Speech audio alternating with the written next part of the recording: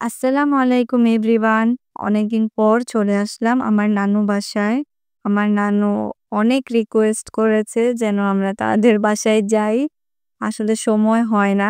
যার জন্য খুব একটা নানু বাসায় যাওয়া হয় না। এই তো এটা হচ্ছে আমার পিচ্চি মামাতো বোন। ও আমাকে দেখলে অনেক খুশি হয়ে যায়। অ্যান্ড এরকম উল্টাপাল্টা কাজ করতে থাকে। দেখেন কি করতেছে। সে এখন স্কুলে ভর্তি হয়েছে তাই তার ড্রয়িং এর প্রতি একটা আলাদা ফ্যাসিনেশন কাজ করতেছে। সে এখন দিনে রাতে ২৪ ঘন্টাই পারলে ড্রয়িং করে এরকম। অ্যান্ড আজকের যে দুপুরের রান্না এগুলার টোটালি আমার নানু নিজের হাতে রান্না করেছে। প্রত্যেকটা আইটেমই। অ্যান্ড প্রত্যেকটা আইটেম অনেক মজা হয়েছে। আমার নানুর এখন অনেক বয়স হয়ে গিয়েছে। আগে তো যখন আমরা ছোট ছিলাম তখন নানু অনেক ইয়াং ছিল। আমাদের পিছনে অলওয়েজ নানু আ কষ্ট করছে। ইভেন আমাকে স্কুলেও নিয়ে যেত, কোচিং এ নিয়ে যেত।